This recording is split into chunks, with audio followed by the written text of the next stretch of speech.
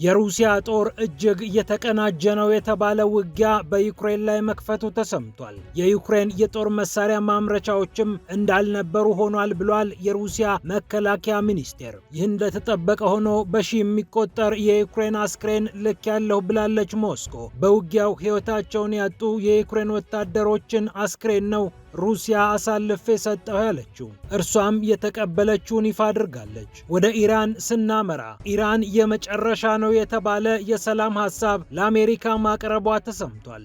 የኢራን የኒኩሌር መርሃ ግብርን እና የዩራኒየም ማበልጸግን የተመለከተ ኢራን የመጨረሻ የሚባለውን ምክረ ሐሳቧን ማቅረቧ ተሰምቷል። የአሜሪካዎቹ ምላሽ እየተጠበቀ ይገኛል። በመካከለኛው ምስራቅ ደግሞ ሌላኛው የተሰማው ዜና በእስራኤልና ግብፅ ድንበር እጅግ ከፍተኛ ውጥረት መንገሱን የሚያመላክት ነው። በእስራኤልና ግብፅ ድንበር ዋሻ አይሉት ምሽግ እየተቆፈረ ይገኛል። ከጧት እስከ ሌሊት አፈሩን የሚመሱ የተለያዩ ተሽከርካሪዎች እየታዩ ይገኛሉ በሚል በድንበር አካባቢ የሚኖረው ሕዝብ ከፍተኛ ጭንቀት ውስጥ ገብቷል። ሌላ ጦርነት፣ ሌላ ቀጠናዊ ቀውስ ይመጣ ይሆን ያሉ የአካባቢው ነዋሪዎችም ክፉኛ እየሰጉ እንደሚገኙ በመገናኛ ብዙሃን እየገለጹ ናቸው። ወደ ቀጠናችን ብቅ ስንል የሲአይኤው ባልደረባ አንድ ሚስጥር አውጥቷል። የሱዳን ጦር አዛዥ የሆኑት ጀነራል አብደል ፈታህ አልቡርሃን ለጠቅላይ ሚኒስትር አብይ አህመድ ያቀረቡላቸው ጥያቄ ውድቅ መደረጉ ተሰምቷል። አዲስ አበባ ልምጣ ብለው ጥያቄ የቀረቡት ቡርሃን ከአብይ እሽታ ተነፍጓቸዋል ተብሏል። ይህንን ጉዳይ የሲአይኤው ባልደረባ ካቀረበ በኋላ ሌሎች የሱዳን መገናኛ ብዙሃንም ተጨማሪ ነገሮችን ዘግበውበታል። ፒያሳ ኔትወርክን ስትከታተሉ ሁሉንም በጥልቀት ታገኛላችሁ። ፒያሳ ኔትወርክን ሰብስክራይብ፣ ላይክ እና ሼር በማድረግ የፈጣን የተአማኒና የጥልቅ ዘገባዎች ቤተሰቡን ስንል በአክብሮት ጋብዘናል። አሁን ወደ ጉዳዮቻችን አለፍን።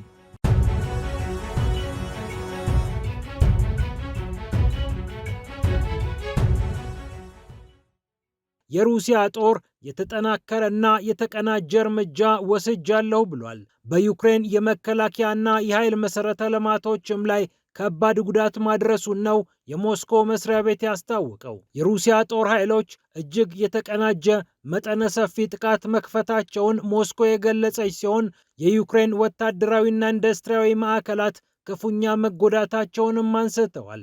የሩሲያ መከላከያ ሚኒስቴር ባወጣው ሪፖርት የዩክሬንን ጦር ኢንዱስትሪ የሚመግቡ የኃይል መሠረተ ልማቶችም ወድመዋል። ወታደራዊ ተሽከርካሪዎች እና አውሮፕላኖች እንዲሁም ድሮኖች የሚገኙባቸው ወሳኝ ስፍራዎች መመታታቸውም ታውቋል። ድሮንና ጀቶች የሚበሩባቸው አካባቢዎች እስከነቁሳቁሳቸው እንደጋዩም ሩሲያ አሳውቃለች። እንደ ስፑትኒክ ዘገባ ማዕከላዊ እየተባለ የሚጠራው ክፍለ ጦር 270 የሚሆኑ የዩክሬን ወታደሮችን ደምስሻለሁ ያለ ሲሆን 340 የሚሆኑ የዩክሬን ወታደሮች ደግሞ በቮስቶክ የጦር ክፍል መመታታቸው ነው የታወቀው። ከዛው ከሩሲያና ዩክሬን ጉዳይ ሳንወጣ ሩሲያ 1000 የሚሆኑ የዩክሬን ወታደር አስክሬኖችን ለዩክሬን አሳልፋ እንደሰጠች ተሰምቷል። ይህንን የተናገሩት ደግሞ የቭላዲሚር ፑቲን ቅርብ ሰው ቭላዲሚር ሜዲንስኪ ናቸው። 1000 የዩክሬን ወታደሮችን አስክሬን ሰጥተናል፣ በእኛ በኩል ደግሞ 35 የሚሆኑ የሩሲያ ወታደሮችን አስክሬኖች ተቀብለናል ብለዋል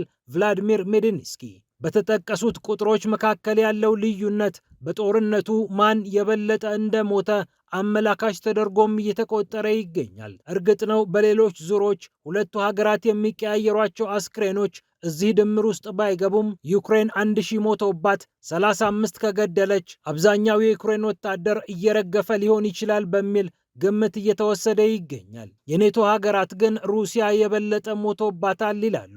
እርግጥ ነው ሩሲያ ከዩክሬን ከእጥፍ በላይ የሚሆን ሕዝብ አላት። ብዙ ቢሞትባትም ተጨማሪ ወታደሮችን መመልመል ትችላለች።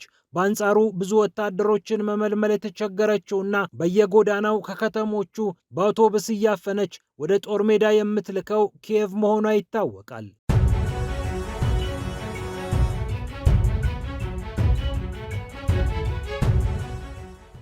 ወደ ኢራን ጉዳይ ስናልፍ ኢራን የመጨረሻው ነው ሊባል የሚችል የሰላም ምክረ ሐሳብ ለአሜሪካ ማቅረቧ ተሰምቷል። የአሜሪካ ምላሽ እየተጠበቀ ነው። በኦማን አደራዳሪነት በጄኔቫ ሁለቱ ሀገራት እየተወያዩ የሚገኙ ሲሆን የኢራንን ወገን የሰማችው ኦማን ይህንን ሐሳብ ለአሜሪካዎቹ ታሻግራለች ተብሎ እየተጠበቀ ይገኛል።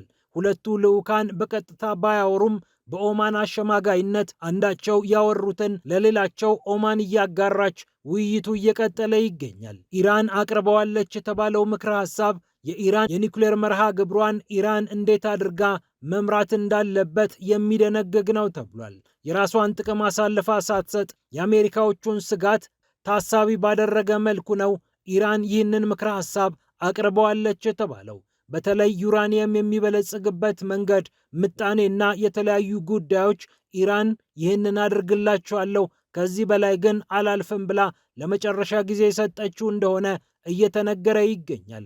የዓለም አቀፉ አቶሚክ ኃይል ኤጀንሲ ዳይሬክተር ራፋኤል ግሮሲ በዛው በጄኔቫ ከሁለቱም አካላት ጋር እየተነጋገሩ መሆኑንም የኦማን የዜና ኤጀንሲ ዘግቧል። የኢራኑ የውጭ ጉዳይ ሚኒስትር አባስ አራግቺ ከኦማኑ አቻቸው ባድር ቢን ሐማድ አልቡሴዲ ጋር እንዲሁ በዚሁ ጉዳይ እያወሩ ሲሆን ምልልሱ ቀጥሏል። ዲፕሎማሲያዊ መተጋገሉም አልተቋረጠም። አሜሪካ በኢራን የኒውክሌር መርሃ ግብር ላይ ቆራጥ አቋም አለኝ፣ ኢራን ኒውክሌር ቦምብ መታጠቅ የለባትም ብትልም አጠቃላይ ፕሮግራሟን እንደማትወደው ይነገራል። ጉዳዩ ዩራኒየምን በምን ያህል መጠን አበለጸገች ብቻ ሳይሆን ኢራን የኒውክሌር ቴክኖሎጂ ይዛ በኖረች ቁጥር የኒውክሌር ቦምብ የምትሰራበትን አቅም ይበልጥ ይዛ ስለምትኖር ይህ ጉዳይ በፍጥነት ካልተቋጨ ኢራንን ነገ ላንይዛት እንችላለን የሚል ስጋት በዋሽንግተንና በቴል አቪቭ መሃል እንዳለ ይነገራል። ኢራን ደግሞ መብቴን አሳልፌ አልሰጥም ባይ ነች።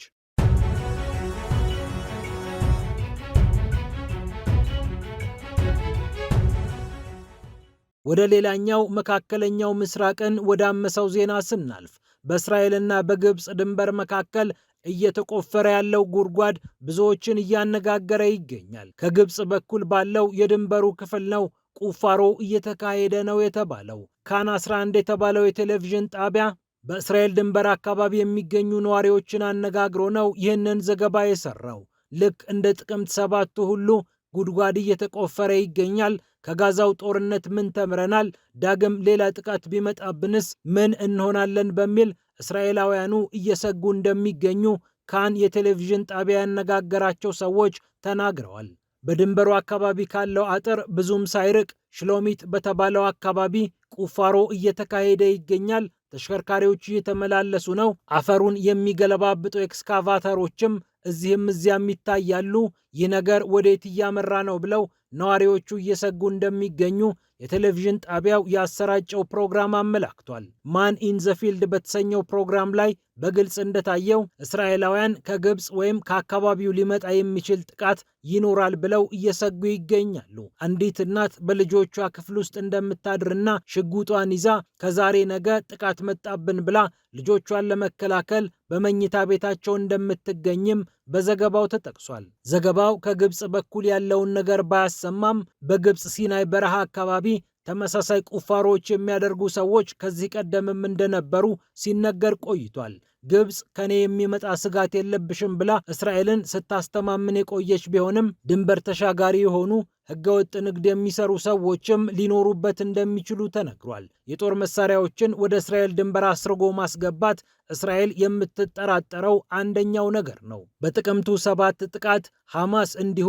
ጉድጓድ ቆፍሮ ድንበር ሰንጥቆ በእስራኤል ላይ የከፈተው ጥቃት እስራኤላውያንን አሁንም ድረስ እንደሚያባንን ነው የሚነገረው። የእስራኤል ደህንነት ተቋማት ይህንን ጉዳይ ስላልደረሱበት ተጠያቂ መሆን አለባቸው ብለው የሚያምኑ እስራኤላውያን ቁጥር ቀላል እንዳልሆነ ይነገራል። እርግጥ ነው የግብፅ ጦር እስራኤልን ለማጥቃት እንዲህ አይነት ድፍረት ይኖረዋል ተብሎ ግምት አልተያዘም። ምክንያቱም ከእስራኤል የሚመጣው አጸፋ ቀላል እንዳልሆነ ስለሚታመን ከአሜሪካ ጋር ሊያቃቅር የሚችል እርምጃ ውስጥ የግብፅ ጦር ይገባል ተብሎ ባይጠበቅም እስራኤል ግን ይህንን ሰበብ አድርጋ በግብፅ ላይ አንዳንድ ጫናዎችን ለማሳረፍ ልትሞክርበት እንደምትችል ብዙዎች ተጠራጥረዋል። የእስራኤልና የግብፅ ግንኙነት ከጊዜ ወደ ጊዜ እየሻከረ የመጣ ሲሆን እስራኤልም ከግብፅ ጋር አይስማሙም ከምትላቸው ሀገራት ጋር እየተስማማች ትታያለች።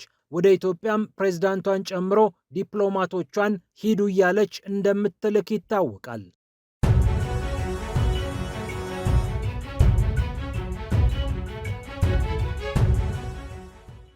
ወደ ቀጠናችን ስንመለስ የቀድሞው የሲአይኤ ባልደረባ አንድ ነገር ሹክ ብሏል።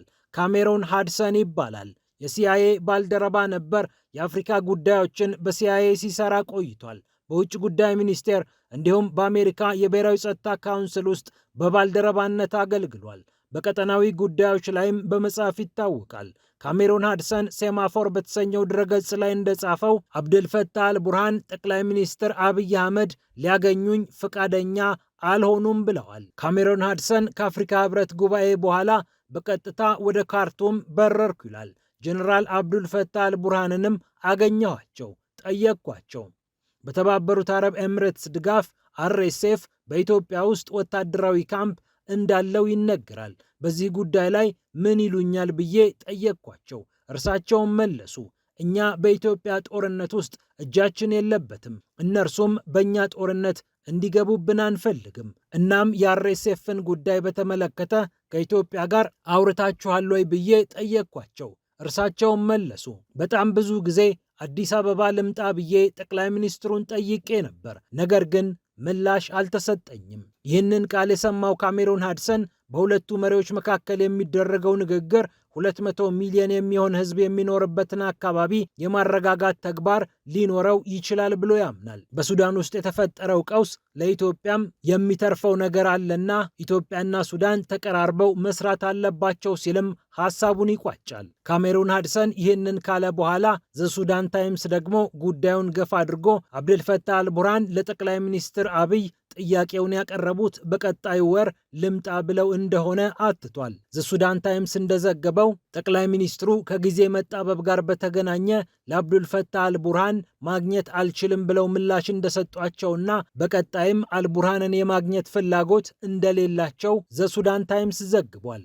በአልቡርሃንና በኢትዮጵያ መንግስት መካከል ያለውን ችግር ለመፍታት የሁለቱ መገናኘትና መወያየት የተሻለ ነገር ያመጣል ተብሎ ይጠበቃል የሚለው ዘሱዳን ታይምስ ውይይቱ ግን እስካሁን አልተደረገም፣ የመደረግ ዕድልም ያለው አይመስልም ሲል ጽፏል። ኢትዮጵያና ሱዳን ለዘመናት አንዳቸው የአንዳቸውን ተቃዋሚ በማስታጠቅ የሚወነጃጀሉ ሲሆን ከቅርብ ጊዜ ወዲህም እንዲህ አይነት ስሞታዎችንና ክሶችን ለስለስ አድርገው እያቀረቡ ይገኛሉ። በይፋ ግን የኢትዮጵያና የሱዳን መንግስታት የተጋጩበት ወይም ደግሞ ወደ ጦርነትና ሙሉ ለሙሉ ወደ ተቋረጠ ዲፕሎማሲ አለመግባታቸው እንደ መልካም ነገር ተደርጎ ተወስዷል። ፒያሳ ኔትወርክን ስትከታተሉ ስለቆያችሁ ክብረት ይስጥልን ብለናል። ፒያሳ ኔትወርክን ሰብስክራይብ፣ ላይክና ሼር በማድረግ የፈጣን የተአማኒና የጥልቅ ዘገባዎች ቤተሰቡን ስንል በአክብሮት ጋብዘናል። ሰላም ለዓለማችን።